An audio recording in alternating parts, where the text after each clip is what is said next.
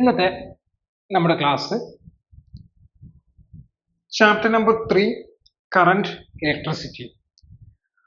ഒന്നാമത്തെയും രണ്ടാമത്തെയും ചാപ്റ്റേഴ്സിന്റെ full topics നമ്മൾ കവർ ചെയ്ത് കഴിഞ്ഞു. അതിൻ്റെ വീഡിയോസ് എല്ലാം നമ്മുടെ ചാനലിലുണ്ട്.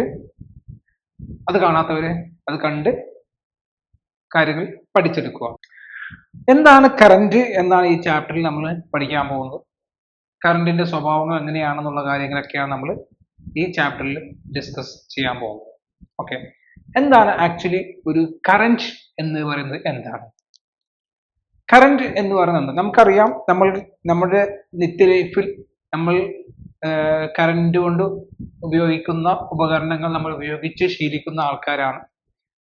അപ്പോൾ കറണ്ട് ഇല്ലാത്ത ഒരു കാലഘട്ടത്തെ പോലും നമ്മൾ ചിന്തിക്കാൻ പറ്റാത്തൊരു കാലഘട്ടത്തിലൂടെ നമ്മൾ സഞ്ചരിച്ചുകൊണ്ടിരിക്കുന്നത്. അതുകൊണ്ട് എന്താണ് കറണ്ട് എന്ന് നമ്മൾ വ്യക്തമായി നമുക്ക് മനസ്സിലാക്കിയിരിക്കണം. നമുക്കറിയാം, സ്വിച്ച് ഇട്ടാൽ ലൈറ്റ് കത്തും, അതാണ് നമുക്കറിയുന്ന കറണ്ട് എന്ന് പറയുന്നത്. പക്ഷെ എന്താണ് കറണ്ട്, എന്താണ് അതിൽ നടക്കുന്ന പ്രോസസ് എന്നുള്ളതാണ് നമ്മൾ ഈ ഒരു ടോപ്പിക്കിൽ പഠിക്കാൻ പോകുന്നത്. അപ്പോൾ ഇലക്ട്രിക് കറന്റ് ഇന്നത്തെ നമ്മുടെ ഈ ചാപ്റ്ററിലെ ആദ്യത്തെ ടോപ്പിക്കാണ് ഇലക്ട്രിക് കറന്റ് എന്നുള്ളത്. എന്താണ് കറന്റ് എന്ന് പറയുന്നത്? നമുക്കറിയാം, നമ്മൾ ചെറിയ ക്ലാസ്സുകളിൽ പഠിച്ചിട്ടുള്ള കറന്റ് എന്ന് പറയുന്നത് ഫ്ലോ ഓഫ് ചാർജ്, അതാണ് കറന്റ് എന്ന് പറയുന്നത്. കറന്റ് എന്ന് പറയുന്നത് rate of flow of charge ആണ് കറന്റ് എന്ന്. അപ്പോൾ ചാർജ് ഫ്ലോ ചെയ്യുന്നതിനെ നമ്മൾ കറന്റ് എന്ന് നമ്മൾ വിളിക്കും. അപ്പോൾ എന്ത് ചാർജ് ആണ് ഫ്ലോ ചെയ്യുന്നത്? നമുക്കറിയാം, നമ്മൾ ഒന്നാമത്തെ ചാപ്റ്ററിൽ വ്യക്തമായി പഠിച്ചിട്ടുണ്ട്. ചാർജ് എന്ന് പറയുന്നത് ഏതൊക്കെയാണ്? നമുക്ക് പോസിറ്റീവ് ചാർജ് ഉണ്ട്, നെഗറ്റീവ് ചാർജ് ഉണ്ട്. ഈ രണ്ട് ചാർജ് നമുക്കുള്ളൂ, അല്ലെ? നമുക്ക് പോസിറ്റീവ് ചാർജ് ഉണ്ട്, നെഗറ്റീവ് ചാർജ് ഉണ്ട്. ഈ രണ്ട് ചാർജാണ് നമുക്കുള്ളത്. ഇതിൽ ഏത് ചാർജ് ആണ് ഫ്ലോ ചെയ്യുന്നത്? അവിടെയാണ് നമുക്ക് ചോദ്യം. Charge rate of flow of charge എന്നാണ് നമ്മൾ പറഞ്ഞത്. അപ്പോൾ അങ്ങനെയാണെങ്കിൽ ഏത് ചാർജ് ആണ് ഫ്ലോ ചെയ്യുന്നത്? ഇലക്ട്രോൺസ്, അല്ലെ? Electrons, that means negative charge. ഈ നെഗറ്റീവ് ചാർജ് ആണ് ഫ്ലോ ചെയ്യുന്നത്, അല്ലെ? ഒരു കണ്ടക്ടർ എടുക്കുകയാണെങ്കിൽ എന്താ കണ്ടക്ടറിന്റെ ഒരു പ്രത്യേകത? എന്താ? ഇലക്ട്രിസിറ്റി കണ്ടക്ട് ചെയ്യാൻ കഴിയും എന്നുള്ളതാണ് ഒരു കണ്ടക്ടറിന്റെ പ്രത്യേകത. എന്ന് വെച്ചാൽ ഒരു കണ്ടക്ടറിലൂടെ കറന്റ് ഫ്ലോ ചെയ്യും. കറന്റ് എങ്ങനെയാണ് ഫ്ലോ ചെയ്യുന്നത് അത് നമുക്ക് അറിഞ്ഞിരിക്കണം. ഒരു കണ്ടക്ടർ നമ്മൾ എടുക്കുകയാണെങ്കിൽ, ഇതാണ് ഒരു കണ്ടക്ടർ എന്ന് പറയുന്നത്.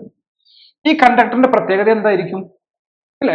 ഏതൊരു ഒബ്ജക്റ്റും നിർമ്മിച്ചിരിക്കുന്നത് എന്തുകൊണ്ടാണ്? ഈ പറഞ്ഞ പോസിറ്റീവ് ചാർജും നെഗറ്റീവ് ചാർജും കൂടി ചേർന്നിട്ടാണ് ഒരു ഒബ്ജക്റ്റ് നിർമ്മിച്ചിരിക്കുന്നത്. എന്ന് വെച്ചാൽ ആറ്റങ്ങൾ കൊണ്ടാണ് ഒരു ഒബ്ജക്റ്റ് നിർമ്മിച്ചിരിക്കുന്നത്. അപ്പൊ അങ്ങനെയാണ് ഒരു ചോദ്യം, ആറ്റത്തിനുള്ളിൽ എന്തൊക്കെയുണ്ട്?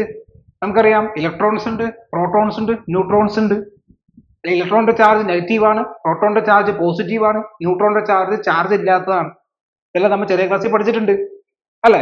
ഇനി നമുക്ക് അറിയേണ്ടത്, ഒരു കണ്ടക്ടർ കൺസിഡർ ചെയ്യുകയാണെങ്കിൽ കണ്ടക്ടറിൽ എന്താണുള്ളത്? കൂടുതൽ നെഗറ്റീവ് ചാർജ് എന്ന് പറയുന്നത് കണ്ടക്ടറിൽ കൂടുതലാണ്. ദാറ്റ് ഈസ് ഫ്രീ ഇലക്ട്രോൺസ് എന്ന് പറയുന്നത് ഈ കണ്ടക്ടറിൽ കൂടുതലാണ്. ഫ്രീ ഇലക്ട്രോൺസ് കണ്ടക്ടറിൽ കൂടുതലായി കാണപ്പെടും. ഈ ഫ്രീ ഇലക്ട്രോൺസ് ആണ് എന്ത് ചെയ്യുന്നത്? നമ്മൾ ഒരു വോൾട്ടേജ് അപ്ലൈ ചെയ്യുന്ന സമയത്ത് ഇലക്ട്രോൺസ് ഫ്ലോ ചെയ്യുന്നു എന്ന് പറയുന്നത്. ഓക്കെ, അപ്പൊ ഒരു കണ്ടക്ടറിലൂടെ കറന്റ് ഫ്ലോ ചെയ്യില്ലെങ്കിൽ, ഒരു കണ്ടക്ടറിലൂടെ ഇലക്ട്രോൺസ് ഫ്ലോ ചെയ്യുന്നുണ്ട് എങ്കിൽ അതിനെ കറന്റ് എന്ന് പറയാം. കറന്റിന്റെ ഡെഫിനിഷൻ എന്താണ്? കറന്റിന്റെ ഡെഫിനിഷൻ എന്ന് പറയുന്നത് the rate of flow of charge across any cross sectional area of a conductor. ഒരു കണ്ടക്ടറിലെ ഒരു ക്രോസ് സെക്ഷണൽ ഏരിയയിലൂടെ പാസ് ചെയ്തു പോകുന്ന, ഫ്ലോ ചെയ്യുന്ന ഇലക്ട്രോൺസിനെയാണ്, ചാർജിനെയാണ് നമുക്ക് എന്ത് പറയുന്നത്? കറന്റ് എന്ന് പറയുന്നത്. അപ്പൊ ഇവിടെ ചാർജ് എന്നേ പറഞ്ഞിട്ടുള്ളൂ, ഇവിടെ എന്ത് പറഞ്ഞിട്ടില്ല, ഇലക്ട്രോൺസ് എന്നൊന്നും പറഞ്ഞിട്ടില്ല. അപ്പൊ എന്തുകൊണ്ട് സാർ അപ്പൊ ഇലക്ട്രോൺസ് എന്ന് പറഞ്ഞു? അപ്പൊ നമുക്കറിയാവുന്ന രണ്ട് ചാർജ് എന്താ? Positive charge, negative charge. അപ്ലൈ പറഞ്ഞത് positive charge, negative charge. Positive charge ഉണ്ട്, നെഗറ്റീവ് ചാർജ് ഉണ്ട്, അല്ലെ? ഈ പോസിറ്റീവ് എന്ന് പറയുന്നത് എന്താണ്? പ്രോട്ടോൺ ആണ്. ഈ നെഗറ്റീവ് എന്ന് പറയുന്നത് എന്താണ്? ഇലക്ട്രോൺ ആണ്. പോസിറ്റീവ് എന്നത് എന്താണ്? പ്രോട്ടോൺ ആണ്. നെഗറ്റീവ് എന്നത് ഇലക്ട്രോൺസ് ആണ്. നമ്മൾ ആറ്റത്തെ എടുക്കുകയാണെങ്കിൽ, നമ്മൾ ആറ്റത്തെ കൺസിഡർ ചെയ്തു. ആറ്റത്തിന്റെ ഷേപ്പ് നമ്മൾ എങ്ങനെയാണ് പഠിച്ചിരിക്കുന്നത്, അല്ലെ? ആറ്റത്തിന്റെ ഷേപ്പ് ഇതെന്താണ്? ന്യൂക്ലിയസ് ആണ്. ഈ ന്യൂക്ലിയസിന്റെ ഉള്ളിലാണ് എന്തുള്ളത്? ന്യൂട്രോൺ ഉണ്ട് ഇതിനുള്ളിൽ, അതുപോലെ പ്രോട്ടോൺ ഉണ്ട്. ഇനി എന്താ ഉള്ളത്? ഈ ഇലക്ട്രോൺസ് എവിടെയുള്ളത്? ഇവിടെയാണ് ഇലക്ട്രോൺസ് ഉള്ളത്. ഇലക്ട്രോൺസ് എന്ന് പറയുന്നത് ഇവിടെയാണ് ഇലക്ട്രോൺസ് ഉള്ളത് അല്ലെ? നമുക്കറിയാം ഇലക്ട്രോൺസ് ആണ് ഈ ഷെല്ല്, ഇത് ഷെല്ല് എന്ന് പറയും. ഈ ഷെല്ലിലൂടെ എന്ത് ചെയ്യുന്നു? ഇലക്ട്രോൺസ് ആണ് ഫ്ലോ ചെയ്തുകൊണ്ടിരിക്കുന്നത് അല്ലെ? എന്ന് വെച്ചാൽ ഒരു സ്ഥലത്തുനിന്ന് വേറെ സ്ഥലത്തേക്ക്, അല്ലെങ്കിൽ ഷെല്ലിന്റെ ഒരു സ്പേസ് നിന്ന് ഒരു സ്ഥലത്തുനിന്ന് ഈ ഒരു സ്ഥലത്തേക്ക്, ഇപ്പൊ എ എന്ന് പറയുന്ന ഒരു ഭാഗത്ത് നിന്ന് ബി എന്നൊരു ഭാഗത്തിലേക്ക് ഇലക്ട്രോൺസ് ആണ് മൂവ് ചെയ്തുകൊണ്ടിരിക്കുന്നത്. എന്ന് വെച്ചാൽ ഒരു ആറ്റത്തിലെ മൂവ് ചെയ്യുന്ന ഒരു ഭാഗം എന്ന് പറയുന്നത് ഏതാണ്? ഇലക്ട്രോൺസ് ആണ്. പ്രോട്ടോൺസ് എവിടെയാണ്? ന്യൂക്ലിയസിന്റെ ഉള്ളിലാണ്. പ്രോട്ടോൺസ് ഒരിക്കലും എന്ത് ചെയ്യില്ല? ന്യൂക്ലിയസിന്റെ ഉള്ളിൽ നിന്ന് വെളിയിലേക്ക് വരികയില്ല, അത് മൂവ് ചെയ്യില്ല. ഓക്കെ, അപ്പൊ ഇലക്ട്രോൺസ് എന്തുകൊണ്ടാണ് മൂവ് ചെയ്യുന്നത്? ഇലക്ട്രോൺസ് മാസ് കമ്മിയാണ്. ഇലക്ട്രോൺസ് മാസ് പ്രോട്ടോണിനെക്കാളും നോക്കുമ്പോൾ മാസ് വളരെ കമ്മിയാണ്. അതുകൊണ്ടാണ് എന്ത്? ഇലക്ട്രോൺസ് മൂവ് ചെയ്യുന്നു. അതുകൊണ്ടാണ് പറഞ്ഞത് എന്ത്? ഒരു rate of flow of charge. ഈ rate of flow of charge എന്ന് പറയുന്നത് എന്ത് ചാർജ് ആണ്? ഇലക്ട്രോൺസിന്റെ ചാർജ് ആണ്. അപ്പോ ഒരു കണ്ടക്ടറിലൂടെ ഇലക്ട്രോൺസ് ആണ് എന്ത് ചെയ്യുന്നത്? ഫ്ലോ ചെയ്യുന്നത്. ഇലക്ട്രോൺസ് ആണ് അവർ കണ്ടക്ടറിലൂടെ ഫ്ലോ ചെയ്യുന്നത്. ഓക്കെ, അപ്പോ കൃത്യമായിട്ട് മനസ്സിലാക്കുക, കറന്റ് എന്ന് പറയുന്നത് എന്താണ്? ഫ്ലോ ഓഫ് ചാർജ് ആണ്. എന്തിന്റെ ചാർജ്? എന്താണ് ഫ്ലോ ചെയ്യുന്നത്? ഇലക്ട്രോൺസിന്റെ ചാർജ് ആണ്. അതാണ് കറന്റ് എന്ന് പറയുന്നത്. അപ്പോ I is equal to, നമുക്കറിയാം current I is equal to എന്താണ്? Rate of change of, that is Q, dQ by dt. ഇതാണ് നമ്മുടെ equation. I is equal to, ഇനി ഒരു equation I is equal to Q by T. നമുക്കിതിനെ general ആയിട്ട് I is equal to Q by T എന്നും കൂടി എഴുതാം. Okay, ഇനി നമുക്ക് ഒന്നും കൂടി നമുക്ക് മാറ്റി എഴുതാം. I is equal to, എന്താ Q എന്ന് പറഞ്ഞാൽ ചാർജ്. നമ്മൾ ഒന്നാമത്തെ ചാപ്റ്ററിൽ പഠിച്ചിട്ടുണ്ട്. Charge Q is equal to എന്താണ്? Ne divided by T. ഇങ്ങനെയും എഴുതാം. I is equal to Ne divided by T. N is equal number of electrons ആണ്. E പറഞ്ഞ ചാർജ് ഓഫ് ഇലക്ട്രോൺ അല്ലെ? ഈ ചാർജ് ഓഫ്, അപ്പൊ Ne divided by T എന്നും നമുക്ക് എഴുതാൻ പറ്റും. ഓക്കെ, ഇനി അപ്പോ ഇലക്ട്രോൺസ് ഫ്ലോ ആണ് ചാർജ് എന്ന് പറഞ്ഞു. ഇനി ഞാനൊരു ക്വസ്റ്റ്യൻ ചോദിക്കട്ടെ നിങ്ങളുടെ അടുത്ത്. ഒരു സർക്യൂട്ട് ഞാൻ കാണിച്ചു തരാം. ഇതാണ് സർക്യൂട്ട് എന്ന് പറയുന്നത്. ഒരു സർക്യൂട്ടിൽ ഇപ്പോ ഒരു കപ്പാസിറ്റർ ഉണ്ട്, ഒരു റെസിസ്റ്റർ ഉണ്ട്, ഒരു ഇൻഡക്ടർ ഉണ്ട് എന്ന് വിചാരിക്കൂ. ഇത് നമുക്കൊരു ബാറ്ററി ആയിട്ട് കണക്ട് ചെയ്തു. അങ്ങനെയാണെങ്കിൽ ഇതിന്റെ കറണ്ട് ഫ്ലോ ചെയ്യുന്നതിന്റെ കറണ്ട് ഡയറക്ഷൻ നമ്മൾ എങ്ങനെ ചെയ്യാറുണ്ട്? ഇങ്ങനെയാണ് നമ്മൾ കറണ്ടിന്റെ ഡയറക്ഷൻ മാർക്ക് ചെയ്യാറ് അല്ലെ? കറണ്ട് എന്ന് പറഞ്ഞാൽ പോസിറ്റീവ് നമുക്ക് തുടങ്ങി ഇങ്ങനെ നെഗറ്റീവിലേക്ക് വരുന്നു എന്നാണ് നമ്മൾ എന്ത് ചെയ്യുന്നത്? സാധാരണ മാർക്ക് ചെയ്യുന്നത്. ഇത് തന്നെയാണ് അതിന്റെ ശരിയായ മാർക്കിംഗ് എന്ന് പറയുന്നത്. ഇത് തന്നെയാണ് അതിന്റെ ശരിയായ ഡയറക്ഷൻ മാർക്ക് ചെയ്യുന്നത് എന്ന് പറയുന്നത്. ഓക്കെ ഓക്കെ, ഇനി ഒരു ചോദ്യം ചോദിച്ചാൽ ഞാൻ ഒരു കാര്യം കൂടി പറഞ്ഞോട്ടെ നിങ്ങളുടെ അടുത്ത്. എന്താണുള്ളത്? ഈ പോസിറ്റീവ് ചാർജ് എന്ന് പറയുന്നത്, ഇവിടെ നോക്ക്, ബാറ്ററിയുടെ രണ്ട് ഭാഗങ്ങളുണ്ട്. ഇതൊരു പോസിറ്റീവ് ഭാഗമാണ്, ഇതൊരു നെഗറ്റീവ് ഭാഗമാണ് അല്ലെ? ബാറ്ററിയുടെ രണ്ട് പൊളാരിറ്റി എന്ന് പറയുന്നത് പോസിറ്റീവ് പൊളാരിറ്റി ആണ്, നെഗറ്റീവ് പൊളാരിറ്റി ആണ് നമുക്ക് പറയാം. പോസിറ്റീവ് പൊളാരിറ്റിയിൽ നിന്നുമാണ് നമ്മൾ ഇൻഡിക്കേറ്റ് ചെയ്യുന്നത്, ഡയറക്ഷൻ ഇൻഡിക്കേറ്റ് ചെയ്യുന്നത്. ഇതിന്റെ അർത്ഥം എന്താണ്? പോസിറ്റീവ് ചാർജ് മൂവ് ചെയ്യുന്നത്. കാരണം ഇവിടെ എന്താ? പോസിറ്റീവ് പൊളാരിറ്റിയിലാണ് എന്ത്? ഈ പ്ലേറ്റിലാണ് പോസിറ്റീവ് ചാർജ് ഏറ്റവും കൂടുതൽ അടങ്ങിയിരിക്കുന്നത്. എന്ന് വെച്ചാൽ പോസിറ്റീവ് ചാർജ് ഫ്ലോ ചെയ്യുക എന്നുള്ളതല്ല ഇതിന്റെ മീനിങ്. നമ്മൾ ചിന്തിക്കുന്ന സമയത്ത് അത് തന്നെയാണ് അതിന്റെ മീനിങ്. പക്ഷേ ഇവിടെ മനസ്സിലാക്കേണ്ട ഒരു കാര്യം, പണ്ട് കാലങ്ങളിൽ, പണ്ട് എന്ന് പറഞ്ഞാൽ ഏകദേശം 1747 ബെഞ്ചമിൻ ഫ്രാങ്ക്ലിൻ എന്ന് പറയുന്ന സയന്റിസ്റ്റ് ആണ് ആദ്യമായിട്ട് കറണ്ടിനെ പറ്റി സ്റ്റഡി നടത്തിയത്. ആര്? 1747 ബെഞ്ചമിൻ ഫ്രാങ്ക്ലിൻ എന്ന് പറയുന്ന സയന്റിസ്റ്റ് ആണ് ആദ്യമായിട്ട് കറണ്ടിനെ പറ്റി സ്റ്റഡി നടത്തിയത്. അപ്പോ അന്ന് കാലങ്ങളിൽ അദ്ദേഹം പറഞ്ഞിരിക്കുന്നത്, അദ്ദേഹം നിഗമനത്തിൽ കൊണ്ടുവന്നത്, ഒരു കറന്റ് എന്ന് പറയുന്നത് ഒരു അദൃശ്യമായ, കാണാൻ കഴിയാത്ത ഒരു ഫ്ലൂയിഡ് ആണ് കറന്റ് എന്നാണ് അദ്ദേഹം പറഞ്ഞത്. ഒരു കാണാൻ കഴിയാത്ത ഒരു ഫ്ലൂയിഡ് പോലെയാണ് കറന്റ് എന്നാണ് ബെഞ്ചമിൻ ഫ്രാങ്ക്ലിൻ 1747 കാലങ്ങളിൽ പറഞ്ഞിട്ടുണ്ടായിരുന്നു. അപ്പോ അദ്ദേഹം പറഞ്ഞു, ഒരു ഒബ്ജക്റ്റ് എടുക്കുകയാണെങ്കിൽ ആ ഒബ്ജക്റ്റിലെ ഏറ്റവും കൂടുതൽ ഫ്ലൂയിഡ്, ഈ പറഞ്ഞ ഫ്ലൂയിഡ് എവിടെയാണോ ഉള്ളത് അത് പോസിറ്റീവ് ചാർജും, അതേപോലെ തന്നെ ഏറ്റവും കുറവ് ഫ്ലൂയിഡ് എവിടെയാണോ അത് നെഗറ്റീവ് ചാർജുമായിട്ടാണ് അദ്ദേഹം നിഗമനത്തിൽ കൊണ്ടുവന്നത്, അദ്ദേഹം കൺസെപ്റ്റ് കൊണ്ടുവന്നത്. ഓക്കെ, എങ്ങനെ പറഞ്ഞു? അദ്ദേഹം ഫ്ലൂയിഡ് പോലെയാണ് കറണ്ട് എന്ന് പറഞ്ഞു. അപ്പോ ഏറ്റവും കൂടുതൽ ഫ്ലൂയിഡ് എവിടെയാണോ നിൽക്കുന്നത് അതിനെ എന്ത് പോസിറ്റീവ് ചാർജ് എന്ന് പറയുന്നു. ഏറ്റവും കുറവുള്ള ഫ്ലൂയിഡ് എവിടെയാണ് നിൽക്കുന്നത് അതിനെ നെഗറ്റീവ് ചാർജും ആണ് എന്നും അദ്ദേഹം പറഞ്ഞു. ഓക്കെ. പിന്നീട് അതുമായി ബന്ധപ്പെട്ടിട്ടുള്ള കുറെ നിയമങ്ങൾ വന്നു, അതുമായി കുറെ ഇക്വേഷൻസ് വന്നു, അതുമായി ബന്ധപ്പെട്ട കുറെ തിയറീസ് വന്നു. ഇതെല്ലാം പുസ്തകങ്ങളിലും കാലങ്ങളിലും എല്ലാം തന്നെ ടൈപ്പ് ചെയ്ത് വന്നു, അടിച്ചിറക്കി നിയമമായിട്ടും കുറെ കാലം വന്നു. പിന്നീട് ഏകദേശം 150 വർഷത്തിന് ശേഷം ബെഞ്ചമിൻ ഫ്രാങ്കിൾ മരിച്ചതിന് ശേഷം 150 വർഷത്തിന് ശേഷം അദ്ദേഹത്തിന്റെ കാലത്തിന് ശേഷം ഏകദേശം 1747 മുതൽ 1897 വരെ കാലഘട്ടത്തിലാണ് ജെ തോംസൺ 1897 ജെ തോംസൺ ആദ്യമായി കണ്ടുപിടിക്കുന്നത് ഇലക്ട്രോൺസിനെ പറ്റി പഠിക്കുന്നത്. ഇലക്ട്രോൺസ് കണ്ടുപിടിക്കുന്നത്. ഓക്കെ. അപ്പോ ഈ 150 വർഷക്കാലം ഫോളോ ചെയ്തത് എന്താണ്?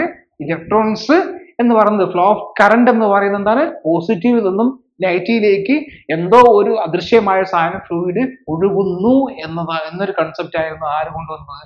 ബെഞ്ചമിൻ ഫ്രാങ്ക്ലിൻ കൊണ്ടുവന്നത്. അതിനുശേഷം 150 വർഷത്തിന് ശേഷം ജെ തോംസൺ ഇലക്ട്രോൺസിനെ പറ്റി കണ്ടുപിടിക്കുകയും